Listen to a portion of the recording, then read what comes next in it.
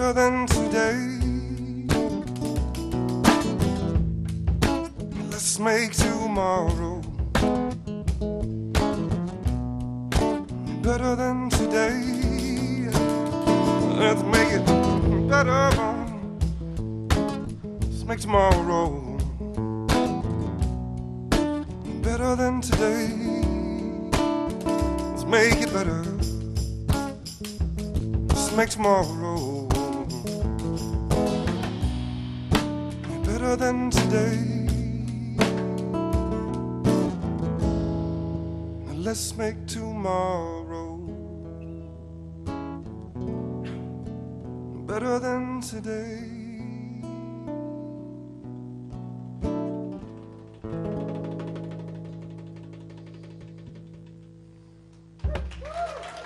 Thank you. Thank you very much. Thank you. Happy New Year.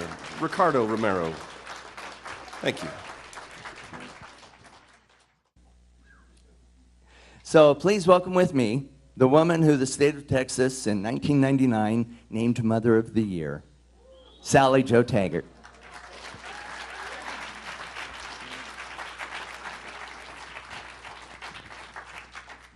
You know what, though? I always feel good when I'm here. I was spiritually guided here about 3 years ago. And from the day I walked in, my soul was fed. I was searching for something, and you all have filled that so beautifully. And so thank you from the bottom of my heart for the spirit and energy and beautiful love that exists here in this community. I really deeply appreciate it.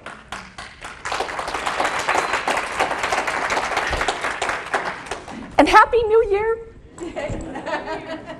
I love starting a new year, and I have my vision board ready and make my intentions and all that stuff. But I did see a really cute thing one of my friends posted yesterday. It said, "I've decided my 2018 will start on February 1st. January is a free trial month." Can I get an amen? Yeah. But it is a new year, and it's full of infinite possibilities, as is every month and every week and every day and hour and minute and moment. The field of infinite possibilities lies in front of us at every single moment. And I really love that, because that makes this life a grand adventure. Now, usually when I speak, I zero in on one topic that I really want to focus on, and my goal, I always look at the end first, and I think, okay, what would I love for the people to walk away with? And this is not how it flowed this time for me. And so I'm going to vary from that just a little bit. Hopefully you'll walk away with at least one or two messages that will carry you and make your grand adventure a little bit more joyful. I'm going to be drinking once in a while because my mouth is getting dry. So, as I start, I want to share that as I began my transitional spiritual journey, I can recall when I was taught that difference between my divine self and my ego.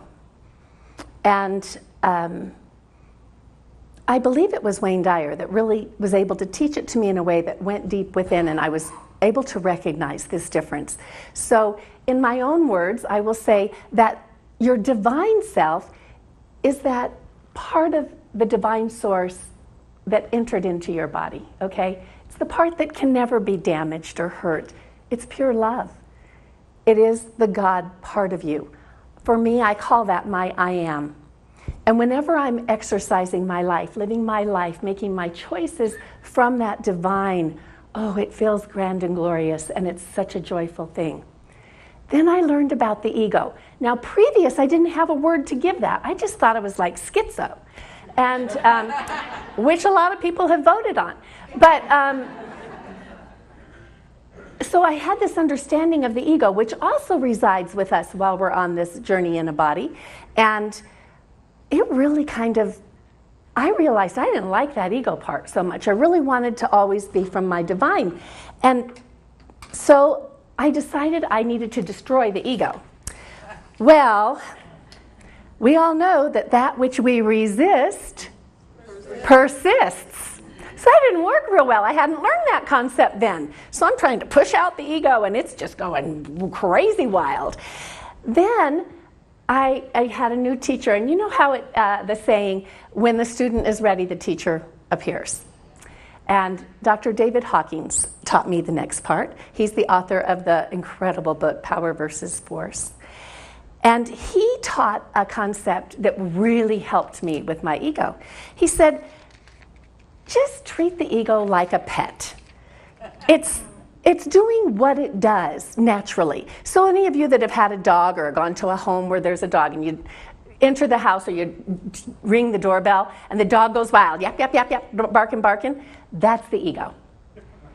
But what does the owner usually do? And don't do the shut up thing. A loving owner says, it's okay, darling.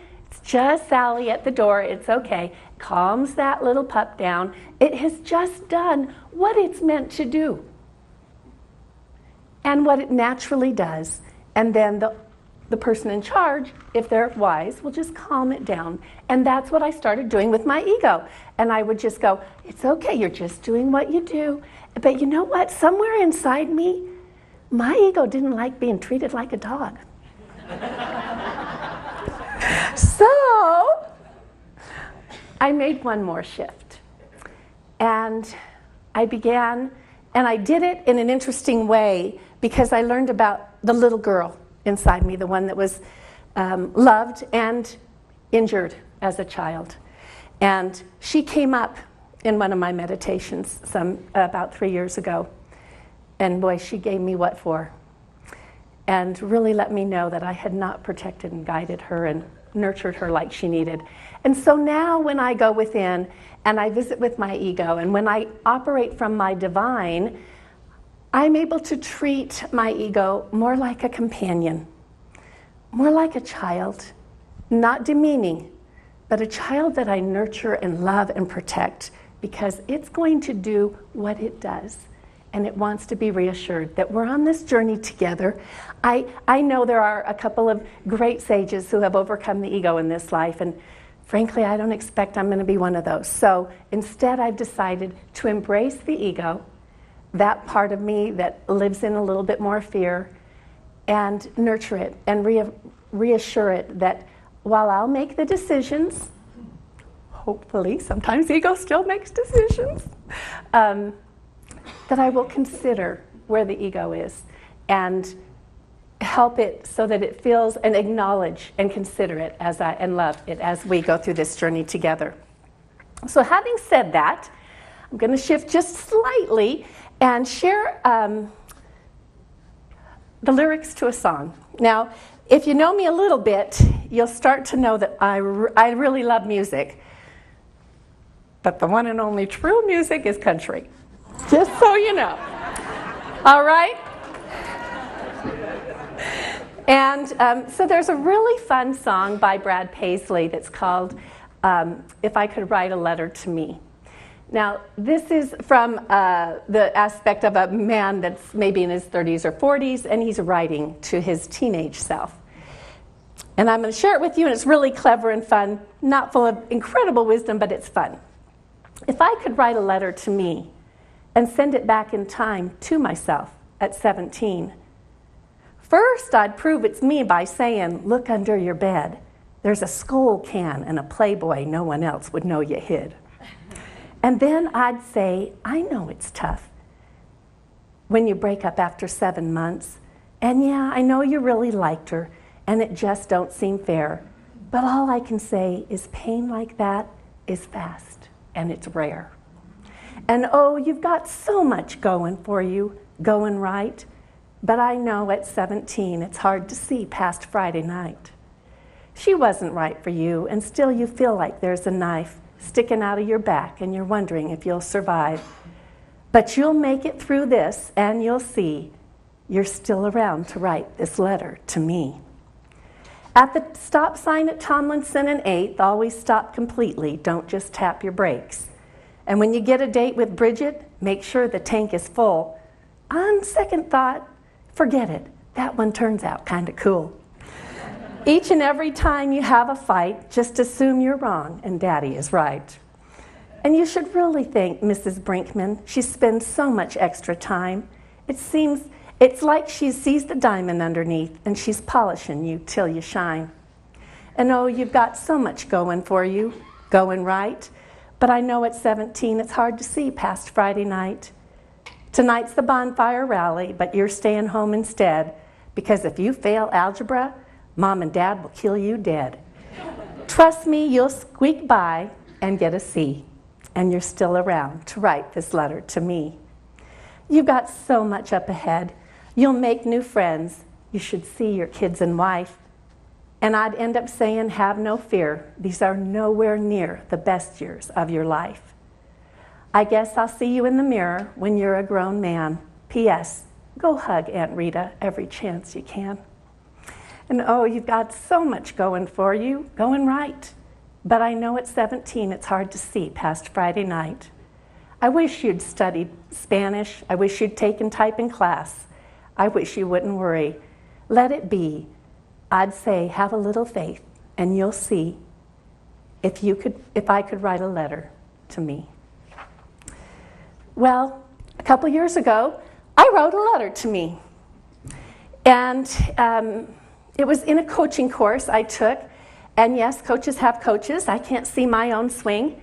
This thing that I wrote, that I will be sharing with you today, was created through a process of different thoughts and questions. And I didn't know, as they guided me through it, what the end result would be, nor did I know what they were really doing. I was just in a cooperative state, and through some processes and questioning, came up with a document that has been a really great gift to myself. And I'll share snippets of that with you. I'll comment on several of them. But this is my hope. Seeing as how we all still have an ego, well, maybe some of you don't, but I do.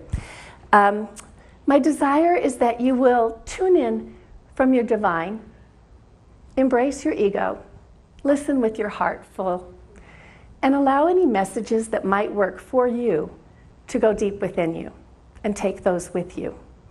They might not all be for you. This document wasn't written for the world. It was basically written for me. And while I can't be, my mom turns 90 next month. I can't be 90 and write Sally at the age I am now, and I can't write me at 17.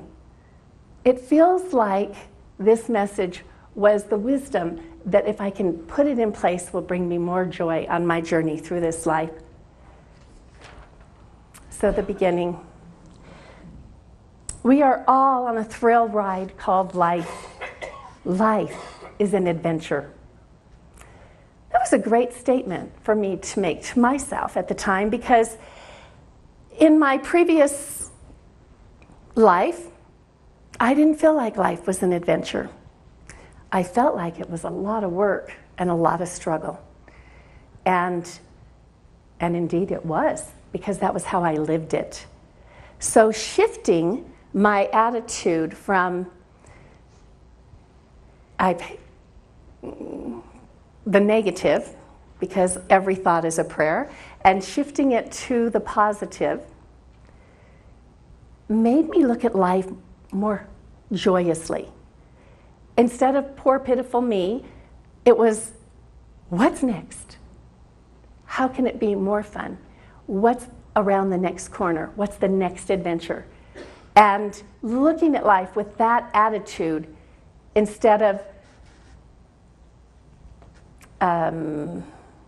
work and don't mess up, don't step outside of the lines, be really, really careful. And that was very difficult, and I did it for way too many years. It's probably why I color my hair. So, but that's okay. Grateful for color.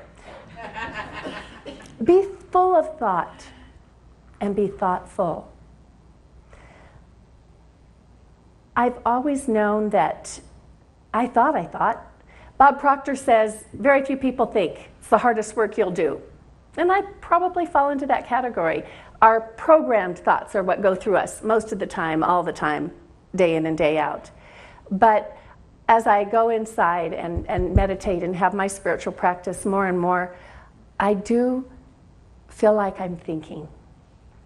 And to be thoughtful is along the lines of kindness. I think it's always best to be kind. It's always the right answer. And that's been an important part of my journey. Express yourself freely and with abandon. I sometimes do that to a fault. Some of you that know me know that there's often times when all I do is open my mouth to switch feet. But I've also learned that stifling myself, and you might not think, how could she ever have, believe me, I have not spoken my mind many, many times in my life, particularly in my younger years. And I had no boundaries. And it's been an important part of my journey to learn to express myself freely. Be fearless. You can do this. I lived my whole 4 decades plus in fear, from a place of fear and shame and guilt, which I now call the Holy Trinity of manipulation. Freeing myself of that and stepping out and deciding to live my life for me, authentically for me, despite what the consequences might be in my relationships, and it has cost relationships. I have to remind myself on a regular basis to do that and to be fearless. And it's been a two-edged sword, but I will say I would never turn back. This open heart and open consciousness life is so much more joyous and happy. And do I live fearless? Not always, but I work towards that. Gifts of energy like love, warmth, and light exist in abundance. Freely and abundantly give these gifts, and freely and abundantly receive them. Interesting that I chose the words love, warmth, and light. And if you knew the process I went through, it wasn't like, what word do you want to put here? Because this is what it means. It was almost without knowing this was happening. I have learned that love and warmth of heart, and light, the light that exudes from each of us, from our divine, can't be squelched. We will never run out. It's an infinite supply flowing to, with, and through us at all times. And the more I give of that, the better I feel, and the more open I am then to receive it. Sometimes I just go with the flow. I'm doing it right this minute. One of the things that I like to do, I don't know if you ever give to people that are on the street, but occasionally, well, pretty frequently I do. And because I know that touch is really important, and that those in those situations are often really isolated and not touched at all, I make it a point as I hand them something through my window to touch them, so that they have a human touch to go with the gift that I give. That's just a freebie. All right, it wasn't in this. Unknown surprises are all around you, and they're all available 24/7.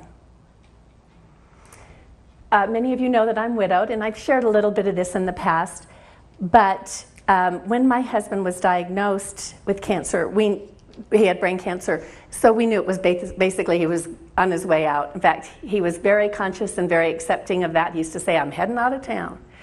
And but we made a conscious choice that very day that we would live happy, that we would accept cancer as a gift in our lives, because we believed everything came for us, not to us, and we would look for the gifts. Now I want you to just take a second and see, if you look around. It's not St. Patrick's Day yet, but see how much green you can see in the room today. There's some up here. Some of you are wearing it. I can see some from here. Did you find quite a bit of green? We find how much purple? Probably didn't notice any of it, because you weren't looking for purple. You were looking for green. When we look for the gifts we find them.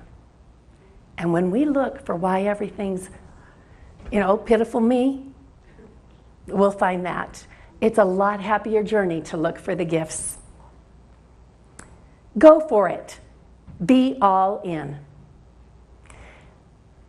I had someone years ago, and that's kind of like the Nike thing, just do it. But that be all in part, I had someone years ago, and this is that fear-based Sally, and it's okay, I still love her, and we're working this together, and we're getting over it. But they told me, I don't even remember the situation a whole lot, but the person looked at me and said, do you always hedge your bets? And I didn't really like it. But I also recognized there was some truth to that, and I thought, wow, that's about my decision making and my commitment level. And I had a pretty good habit of hedging my bets. And I know you can't steal second if you keep a foot on first. That's part of the have no fear. Just keep going out there. And so again, I continually try to be all in. You naturally stay afloat. In fact, in any direction, you glide through life with ease. That's an interesting analogy for me because I love all things water. I like all water sports. We had boats growing up. I had boats with my children. My 3 younger children, because we lived in a warm climate, I raised them in Texas, have no memory of learning to swim. Kind of like you don't remember learning how to walk. They don't remember learning to swim. They've always known how because they had no memory of learning. We were in the water that much. And so an analogy with that you naturally stay afloat is very natural for me. But I go to the Esther Hicks, when she talks about staying in the flow. When we're in a river, and most of you have maybe at least been in a pool that has a lazy river or down a river or floating, even wading and going upstream is hard work. But when we're in a tube and we get in, we just float and we go naturally right down. And in any direction when we're in the water, because our bodies are so buoyant and there's so much water in them, and I relax incredibly well in water, I can glide in any direction I want with ease. And so that was a beautiful analogy for me. That's how life can be for us. Life is all about joy and fun. Hold nothing back. Jump for joy. The exuberance of life. In all ways, you can choose to laugh or cry. Choose laughter. I'm reminded of Planes, Trains, and Automobiles with Steve Martin and John Candy. Hopefully you've seen it, but John Candy's driving their car. It's a rental car on Steve Martin's card, and it's late at night, and they've had all these mishaps, but he's going the wrong way down a road, and they barely miss being killed, but the car is just demolished. And it's just a really fun scene. When they get out of the car, Steve Martin's fingers are just in the dashboard, and he gets them out, and they get out of the car, and John Candy turns around and he said, "It's okay, we can laugh about it now." Maybe a little too early, but the fact is, in life, isn't it true that as time goes, usually we can look back at things and laugh about them? So if we're going to laugh about them someday, maybe go ahead and start laughing early. That's what I've found. Leave nothing on the table. Wayne Dyer says, we don't regret the things we did. We regret the things we didn't do. I'm only in my 50s, but I can already look back at life and I realize I have regrets, not about anything I did, about the things I didn't do. And so I've stepped out a little more bravely now. And when I have opportunities, I take them more often now. I'm thinking I have 30 more good years and I want to live it really joyfully. It works out perfectly. It works out perfectly. You are love and hugs and perfection personified. What if we believed that we each are love? That we are love. That you are love. And hugs and perfection absolutely personified. So in closing, I'll read it all at once. We are all on a thrill ride called life. Life is an adventure. You are meant to achieve your big dream. Be full of thought and be thoughtful. Express yourself freely and with abandon. Be fearless. You can do this.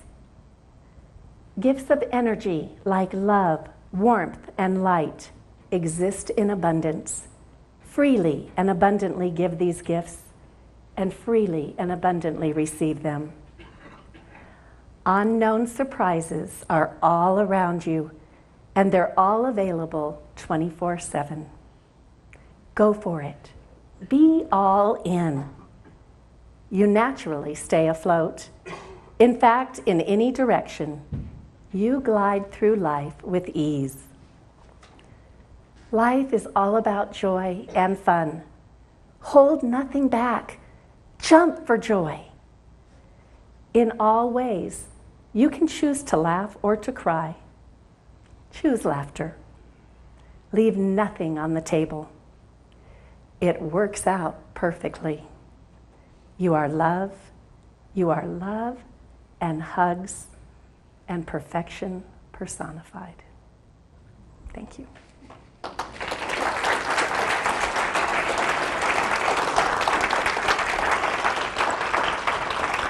I just rest in this moment, in this knowing of wholeness and love, the truth of that one divine presence moving in and through all of life.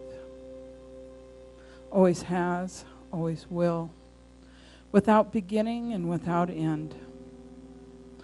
Absolute divine right action, love and compassion, laughter and joy. And just as I recognize these qualities of the divine, I know that each of us are part and parcel of that one. That each of us move with divine right action. We are the love in expression. We are the compassion and the joy and the laughter. That is the truth of us. Always has been and always will be. So it's from this place that I open my heart and I open my mind and I receive the messages from today that Sally so graciously shared with us, our beautiful music that is always awe-inspiring, this center and all of you who enrich and deepen my life in so many ways. Us working together, allowing Spirit to move us into the next phase of our being as we open to receive our new minister, as we deepen together as a community and strengthen and step into our own knowing of who we are as a community so that we can call in the right and perfect minister for us.